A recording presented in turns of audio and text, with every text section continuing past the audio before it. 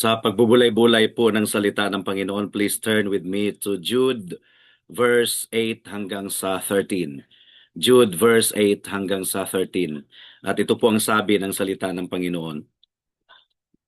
Gayunmay ang mga ito rin na mahilig managinip ay dinudumihan ang laman at hinahamak ang mga may kapangyarihan at nilalait ang mga maluwalhating mga anghel. Subalit si Miguel na arkanghel nang makipaglaban sa dyablo at nakipagtalo tungkol sa katawan ni Moises ay hindi nangahas gumamit ng isang hatol na may pag-alipusta laban sa kanya, kundi sinabi, sawayin kanawa ng Panginoon. Subalit, inaalipusta ng mga ito ang anumang bagay na hindi nila nauunawaan at sa pamamagitan ng mga bagay na likas nilang nalalaman, kagaya ng mga hayop na walang pag-iisip, sila'y winawasak. Kahabag-habag sila sapagkat sila'y lumakad sa daan ni Cain at sumunggab sa kamalian ni Balaam dahil sa upa at napahamak sa paghihimagsik ni Kora.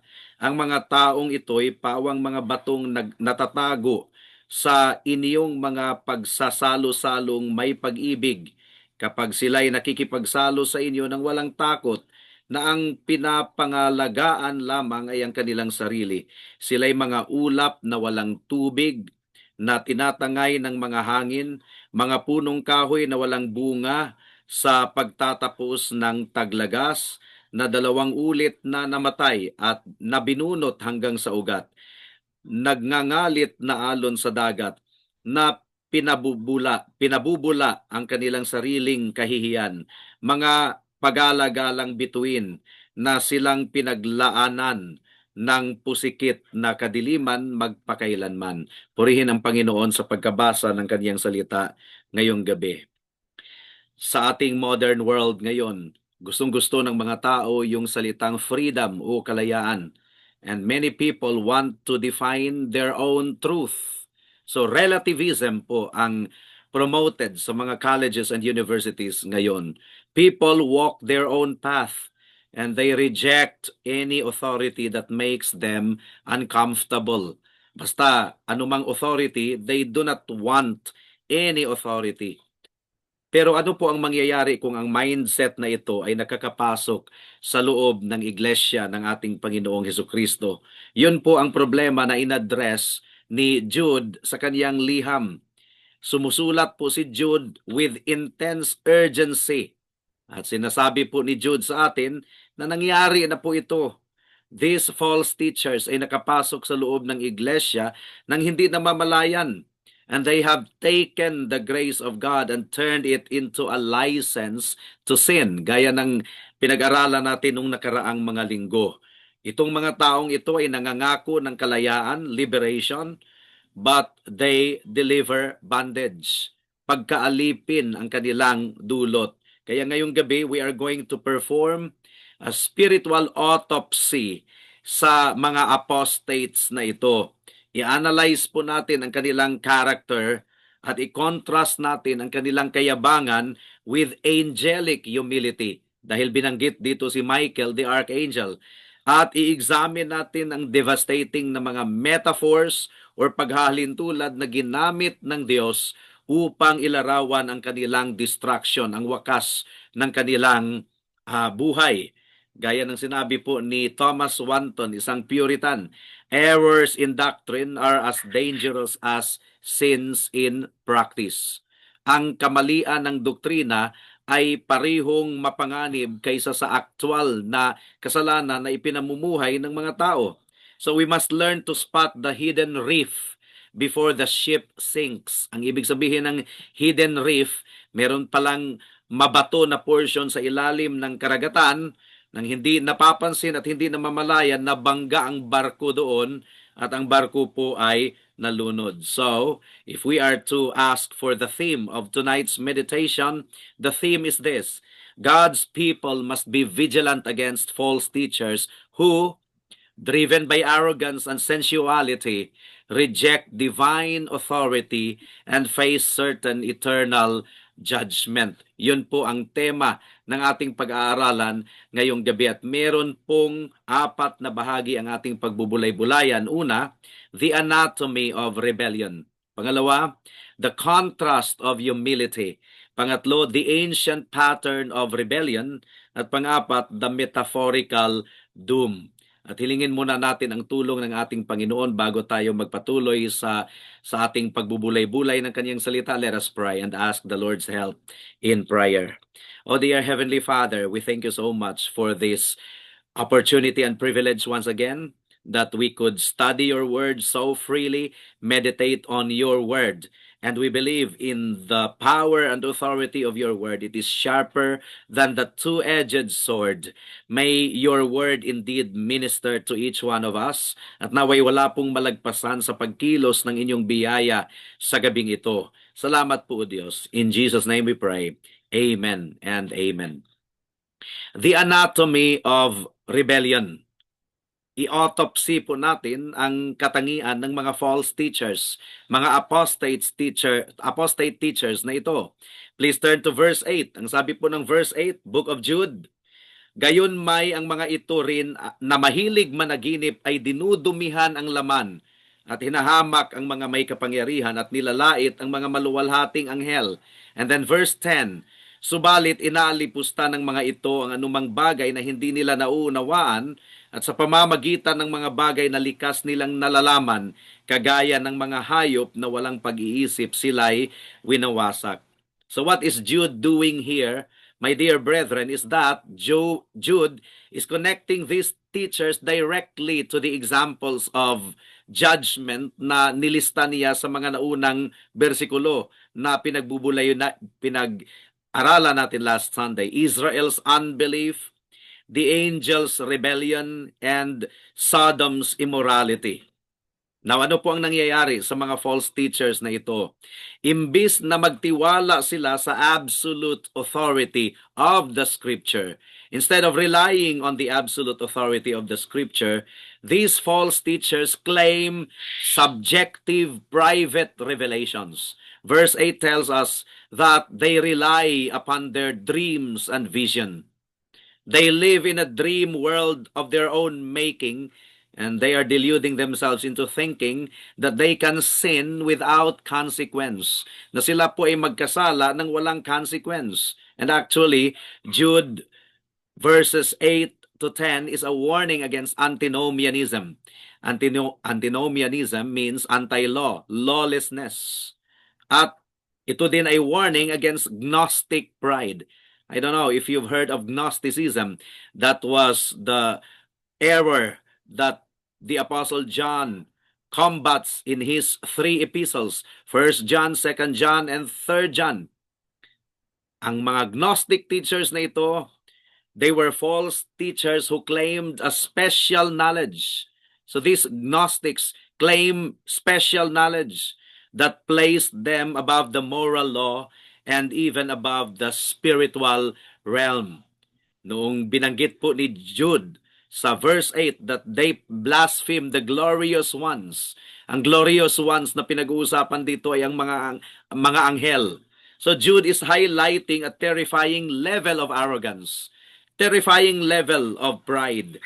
At paano po natin ito unawain historically?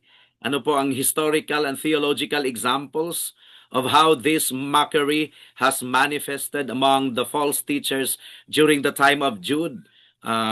Pagpasensya na po at medyo magbabanyaga po tayong salita ngayon dahil meron pong kasama tayo dito na medyo kailangan pong nating i-accommodate dahil hindi po nakakaunawa ng Tagalog. Now, in the early centuries of the church, there were Gnostics. There were groups that paved the way for Gnosticism, and they often viewed the physical world as evil. Yun po ang mga turo ng Gnostics. At naniniwala po sila, they believed that the God of the Old Testament and His angels were inferior.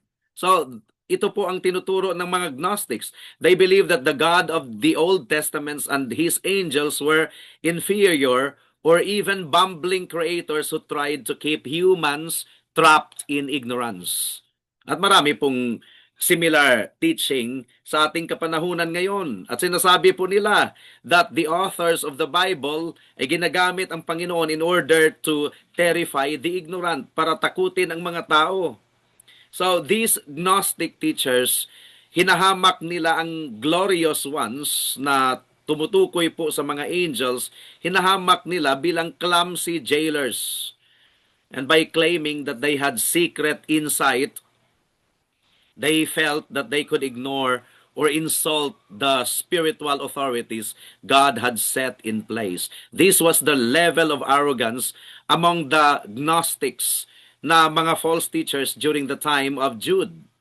At ito ay rejection ng soberanong hierarchy na isinet up po ng ating Panginoon. And even Michael the Archangel, according to our text, kahit si Michael the Archangel, he did not dare to pronounce a reviling judgment on the devil. Yet, itong mga Gnostics na ito, they were mere mortals, but they insulted beings far more powerful than themselves. Historically, during the Reformation era, and even the centuries following, meron pong mga radical groups who claimed that because they were under grace, they were completely free from any external authority, human or angelic. They were the antinomians, and they claimed freedom from any law. They were anti-law, and they treated the spiritual realm with a familiarity that bred contempt. Minamak nila yung idea of being subject to the moral order guarded by angels. So katulad po ng mga tao doon sa Sodom, na binanggit ni Jude sa mga naunang bersikulo, they rejected the boundaries God set between the earthly and the heavenly. Can you imagine na mayroong isang child na hinahamak niya ang high-ranking official ng isang hari just because the child feels that the king's rules don't apply to him? And it is really dangerous, delusional pride. Samantalang si Jude ay nagsasalita patungkol sa mga tao na nagkiklaim na meron daw silang dreams and visions. Jude also warns against those who mock the spiritual realm by reducing it to myth, to mere myth or superstition. And don't you know that there are atheists and even radicals in our generation today who don't believe in Satan, that Satan is just an imagination. They don't believe in angels, and it also follows that they don't believe in God. And by treating angels as fairy tales or primitive superstitions, itong mga false teachers na ito, they effectively blaspheme them. And they treat the holy and powerful as something common or non-existent. At ang sabi po ni Job, itong mga taong ito ay nagsasalita ng abusive language against what they do not understand. 'Di ba? Yung mga humahamak sa Diyos, sa mga anghel, and even the existence of Satan or demons, hinahamak nila. They claim to be intellectuals. They claim to be spiritually elite. They think that they are superior intellectually. But Jude tells us that they are actually acting like unreasoning animals. And these people believe that because they are under grace, moral laws don't apply to them anymore. So they use grace as a license to sinning. And they follow their animal instincts. Antinomians are really those who live according to the flesh. They pollute their bodies with sexual immorality.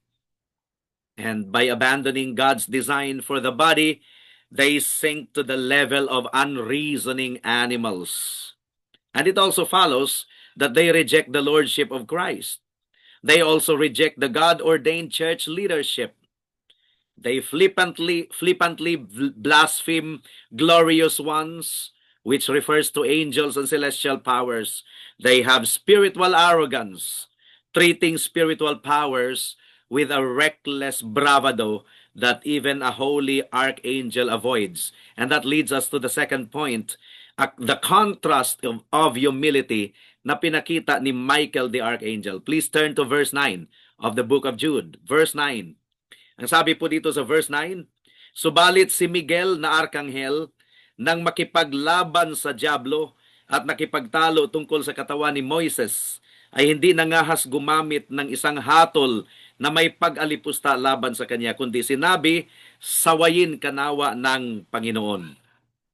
Now, Jude contrasts the reckless arrogance of the false teachers with profound restraint of Michael the Archangel. Noong si Michael the Archangel ay nagdispute with the devil over the body of Moses, Michael did not use his own authority to condemn Satan, although Michael had authority. But Michael deferred to the Lord. Ang sabi po ni Michael, the Lord rebuke you. Now, ito po yung paliwanag ni John Calvin. Ang sabi po ni John Calvin, Michael, though he was of the highest order of angels, did not revile Satan, but referred his judgment to God. And yet these men, referring to the false teachers during the time of Jude, these men are so bold as to slander the angels themselves. And for a creature to pronounce a final abusive curse on another creature, even an evil one, is to usurp God's role as judge, because God alone is the judge. Now, clarification. The book of 1 Corinthians chapter 6 verse 3 tells us that we are to judge angels someday. So what about that? Is it contradiction? We are to judge even the angels. Ang sabi po dito sa 1 Corinthians chapter 6 verse 3, hindi ba ninyo nalalaman na ating hahatulan ang mga anghel? Gaano pa kaya ang mga bagay na may kinalaman sa buhay na ito? Now, while believers will participate in judging angels, but that is a delegated authority from Christ, not the rebellious autonomy of these false teachers. And that leads us to the third point, the ancient pattern of rebellion. Ang sabi po ng verse 11, please turn to verse 11 of the Epistle of Jude. Verse 11, kahabag-habag sila, sapagkat sila'y lumakad sa daan ni Cain at sumunggab sa kamalian ni Balaam dahil sa upa at napahamak sa paghihimagsik ni Korah. So, prenounce ni Jude ang nakakatakot po na judicial woe, kahabag-habag, showing that while these teachers' methods seem new, parang bago, but their sins are ancient patterns of rebellion. Ang kasalanan ng mga apostates na ito were ancient patterns of rebellion. Unang binanggit dito ay si Cain. What was the way of Cain? The way of Cain was religious envy and self-will. Religious envy and self-will. Katulad ni Cain, ni-reject nila ang prescribed ng Panginoon na paraan sa pagsamba, and they created their own way of worship, hating the righteous because their own works were evil. That's the way of Cain. At yun ang manifest sa buhay ng mga false teachers na ito. And then they also reflect the error of Balaam. What was the error of Balaam? Greed and moral compromise. Yun po yung kay Balaam.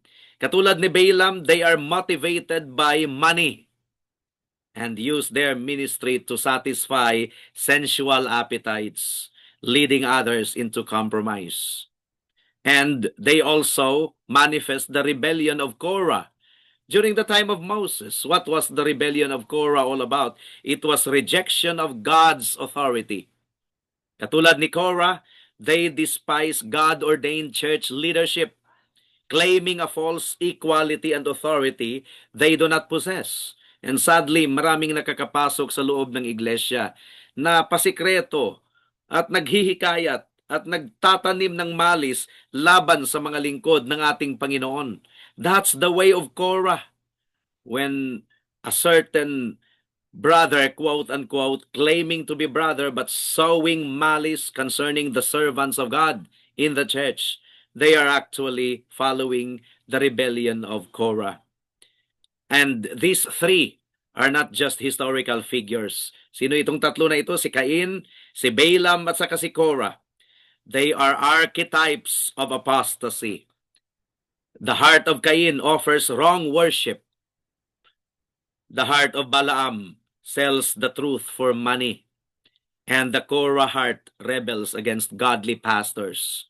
At nawa po ay maging discerning ang mga kapatiran sa iglesia patungkol sa mga taong ito.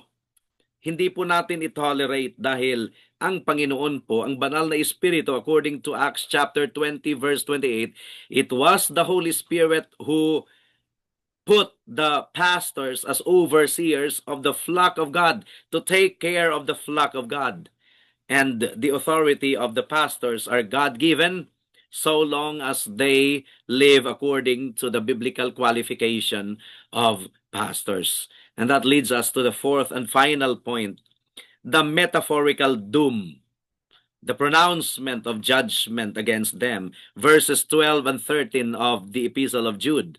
12 and 13, ang sabi dito, ang mga taong ito'y pawang mga batong natatago sa inyong mga pagsasalo-salong may pag-ibig kapag nakikipagsalo sa inyo ng walang takot. So nagpapartake din ng Lord's Supper ang mga ito.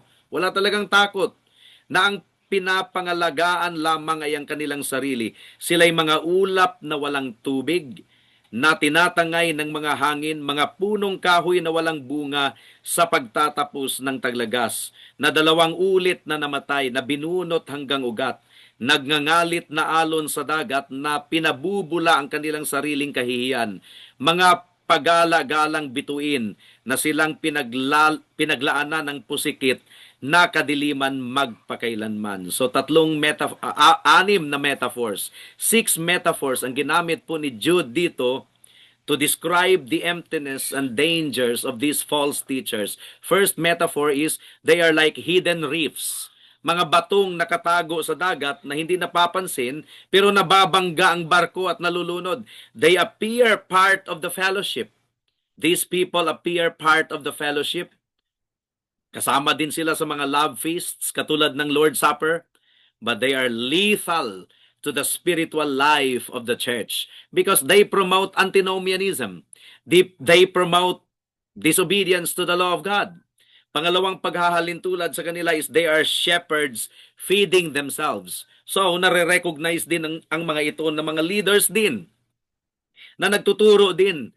But these are narcissistic leaders who use the ministry for gain, leaving the sheep starved. Ginagamit nila ang ministry para sa kanilang sariling pakinabang. Third metaphor is they are like waterless clouds. Parang mga clouds na wala talagang tubig. They promise deep spiritual insights but are empty of the Holy Spirit and provide no spiritual refreshment.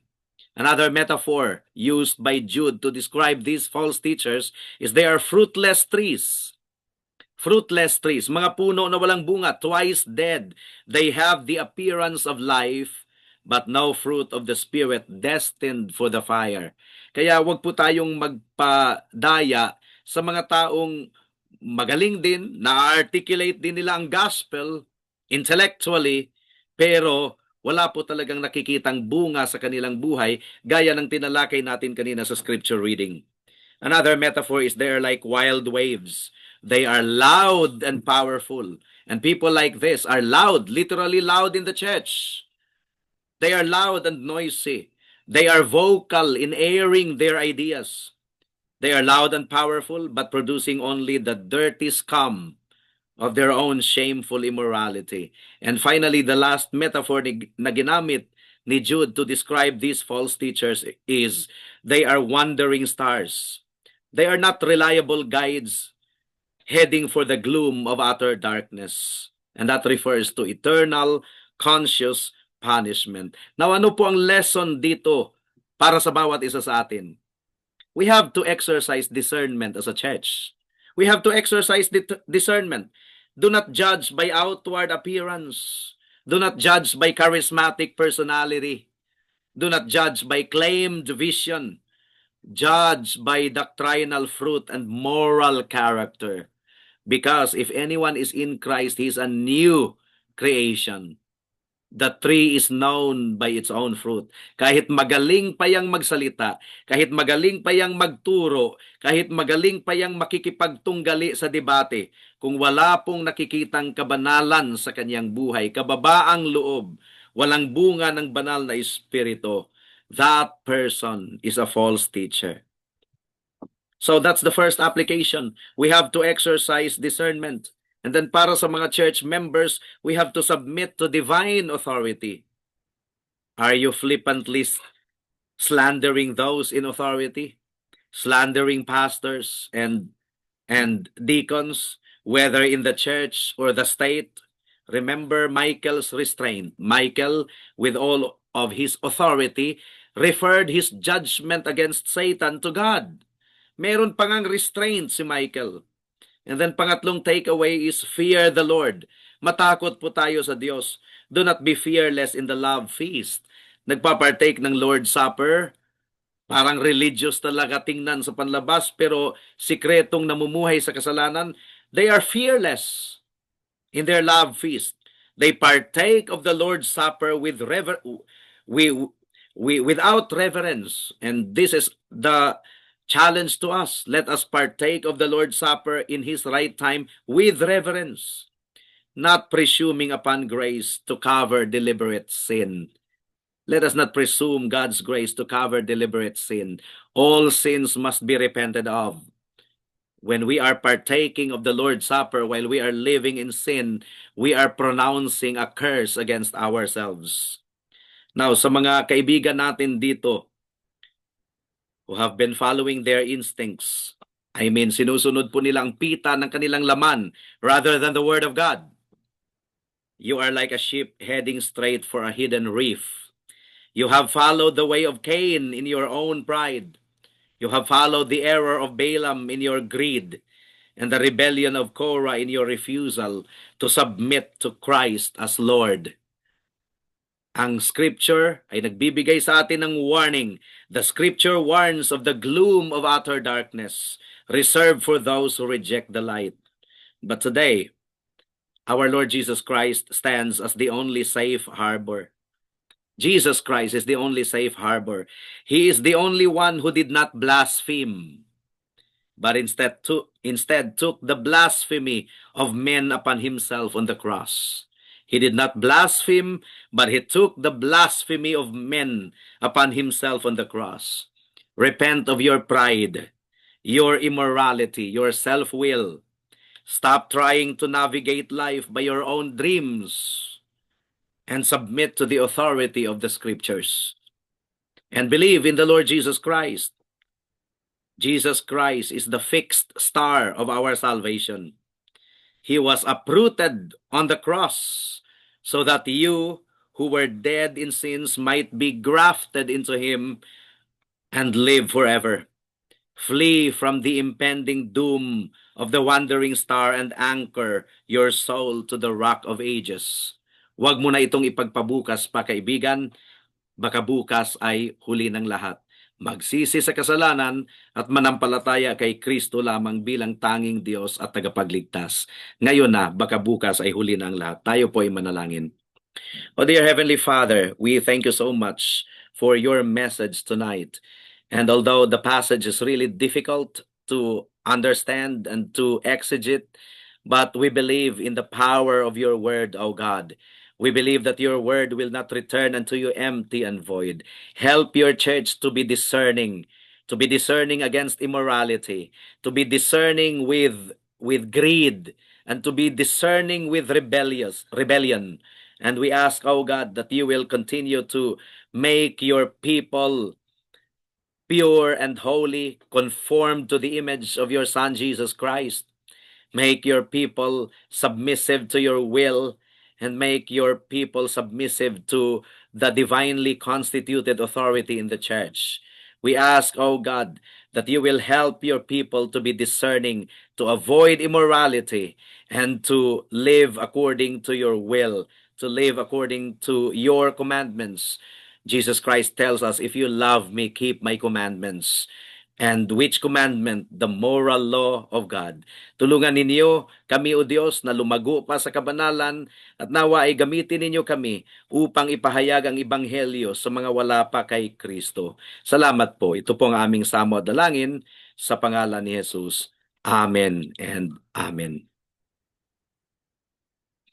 Let's sing Conquering Now and Still to Conquer.